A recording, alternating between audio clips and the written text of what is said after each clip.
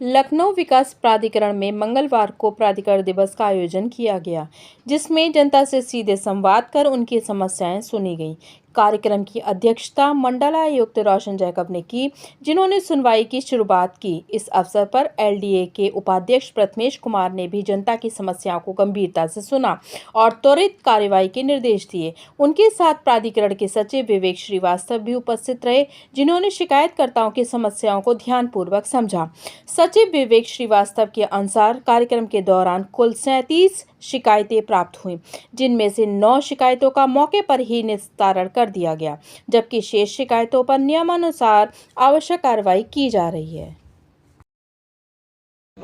आज यहाँ लखनऊ विकास प्राधिकरण में प्राधिकरण दिवस का आयोजन किया गया, जिसमें कुल 37 शिकायतें प्राप्त हुई हैं। इनमें से 9 शिकायतों का जो है वो तत्काल मौके पर निस्तारण करा दिया है। शेष जो शिकायत है वो संबंधित अनुभागों में भेज दी गई हैं और समय सीमा के अंदर इसका जो है वो गुणवत्तापूर्ण निस्तारण करा दिया जाएगा। सर, ये शिकायतें जो लगातार कम हो रही हैं, 50 के नीचे भी शिकायतें आ गई हैं, इसके पीछे क्या वजह रही कि प्राधिकरण में समाधान दिवस में समाधान नहीं होता है या पहले ही समाधान कर दिया गया है?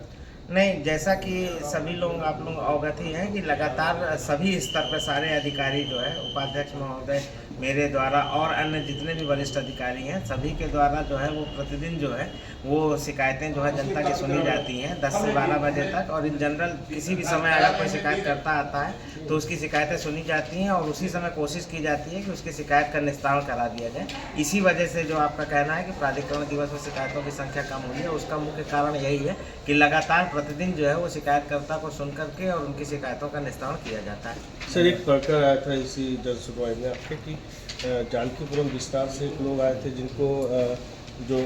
वो क्या मिलता है उसको चबूतरा, हाँ चबूतरा उनको नहीं मिल पा रहा है। और एलडीए के ही एक अधिकारी कोई कर्मचारी हैं महेंद्र दीक्षित,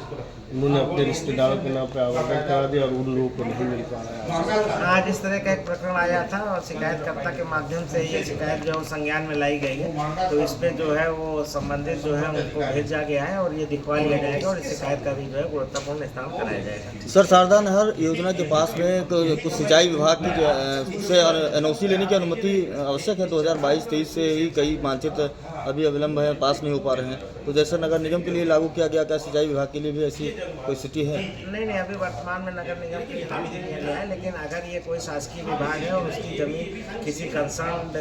स्थान के आसपास आ रही है जहाँ मैप पास कराया जाना है, तो उससे एनओसी इसलिए लेनी आवश्यक हो जाती है कि ऐसा ना हो कि जो व्यक्ति मैप पास कराया जा रहा है या जिस स्थान के लिए मैप पास कराया जा रहा है उसमें किसी सरकारी विभाग के किसी तरह से शासकीय भूमि की किसी प्रकार की क्षति ना होने पाए, इस वजह से वहाँ से एनओसी प्राप्त की। लेकिन सर, नए बिल्डिंग बायलॉज के हिसाब से 15 दिन तक अगर कोई अपना एनओसी नहीं देता है तो